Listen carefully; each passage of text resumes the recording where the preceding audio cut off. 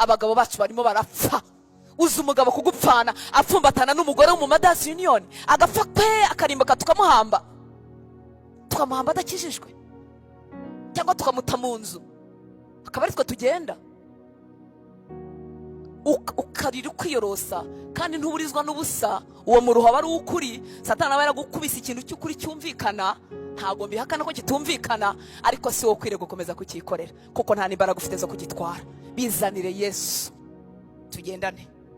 Amaganya atuma umuntu adashobora kumva icyo Imana ivuga. Amaganya atuma umuntu atizera amasezerano y'Imana. Amaganya aragenda akagabanya Imana yawe igahinduka akamana gato cyane. Ntibishoboka ko wakwaka ngo umare umwaka waka, umare imyaka 5, umare imyaka 10 wikoreye imiruho yose. Mureke tuyimuzanire ayidutwaze. Haleluya. Iyo yadutwajije hari ibivaho, hari n'ibitavaho, ariko tugahabwa imbaraga zo kuba hejuru yabyo. Reka tumuhe icyubahiro. Haleluya. Nta muntu ushobora guhinduka itabaza ryaka yikoreye amaganya ye yose. Umwanya tumara dushaka Imana, nshuti z'Imana, ntago umwanya upfuyuze. Gusa nuko abera bibwiye yuko ikibazo runaka cyakemutse aribwo umuntu ababonye Imana. Gukemuka ni byiza, biragakemuka biri iwawe, ariko mu maso y'Imana ntihagira ingurane, kuko icyo kibazo unashaka ko Imana igutabara, hari n'abantu bafite ubushobozi bwo kukigutabaramo. Ibyo dushaka mu kiganza cy'Imana byinshi abantu bashobora kubiduha, ariko mu maso y'Imana ntihagurwa amafaranga. N'umwihariko washatse Imana ntihatizwanya. Umugore ntahatiza umugabo, umwana ntaharaga, umubyeyi ntaharaga abana. N'ahantu wibonde ukavuga uti naramubonye, nubwo isi yose yamuhakana, naramubonye.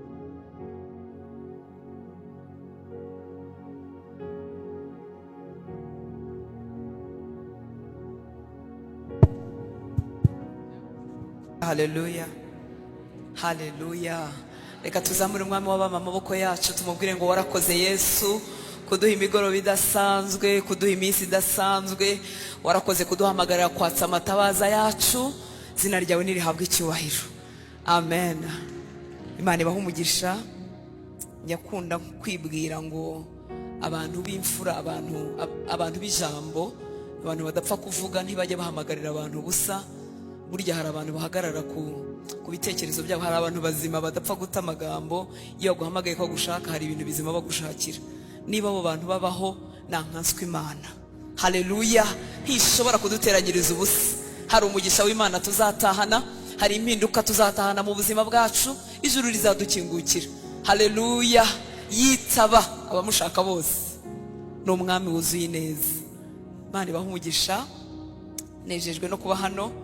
Nanjye ndi mu Madasi Union. Buriya sindi wera. Haleluya. Ndiwe amahame yanyu numva ari yangenga. Hose numva twemeranya cyane. Nanjye rero ndi mu Madasi Union wo mu rundi rugo. Hano ni iwacu. Mama Penini, Imana iguhe umugisha. Nabo mukorana n'abakozi b'Imana mwese, Imana ibahe umugisha. Murakoze kumpa ikaze, murakoze kumpa umugisha wo gukorera Imana muri mwebwe. Imana ibahera umugisha. Mushumba wanyu turamusangiye, n'uwacu twese, n'umujyanama wacu, tumwigiraho ibintu byinshi. Iyo byaducanze hagati mu rugendo turamuhamagara. Rero n'uwanyu ni n'uwacu. Imana ibahera umugisha.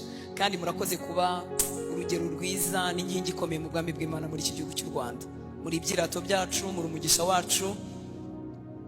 Imana ibahera umugisha. Murakoze kudaca ibintu. Hari igihe duca ibintu muri ubu bwami, ariko murakoze kuba mwebwe kandi mugatwara Imana, kandi abantu bakayimenya, kandi ibirenge bikaguma hasi. Imana ibahera umugisha. Icyitegererezo cy'ukuri tureberaho ibikwiye gukorwa byose ni Yesu. Rero tugize umugisha tukabona abantu bakorera Imana, umuntu yareberaho n'ukuri ntako bisa. Hari ukuntu tuba dufite ibintu byinshi twagiye twica bitukisha izina ry'Imana, bituma batubaha Imana, batuvuga uko dushaka. Ariko iyo tugeze umugisha tukabona nka pasiteri wanyu, tukabona umuntu tuvuga, n'abapagani bakabura icyo barenzaho, n'ukuri aba ari umugisha. Amen. Rero Imana ibakomereze amaboko, ikomeze ibaturindire, ikomeze ibakoreshe. Amen. Ndashima Imana rero. Ndi Hortense Mazima kuko babivuze, mfite abana b'abahungu n'abakobwa. Imana yangiriye neza, impagakiza yo kabyara. Haleluya. Ndi umwana w'Imana, ndimo ndajya mu ijuru. Urugendo ndarukomeje pe. nitudahurira mu mihanda y'i Kigali niyo muri Amerika tuzahurire mu bwami bw'Imana. Niyo destination finale, niho tugana kandi hararyoshye. Nta kintu cyiza, nta kintu gitanga amahoro muri iyi si nko kurunguruka yo tukiri inaha ngaha, tugituye mu mihanda isanzwe n'amazi asanzwe meza cyangwa mabi, ariko twararungurutseyo. Haleluya! Nta nubwo itabaza ryawe ryazaka ngo rikomeze ryake utarabonye ibyo ubikiwe hariya. Ibyo tubikiwe iyo twabirungurutse tugasogongeraho nibyo bituma amatabaza yacu atazima.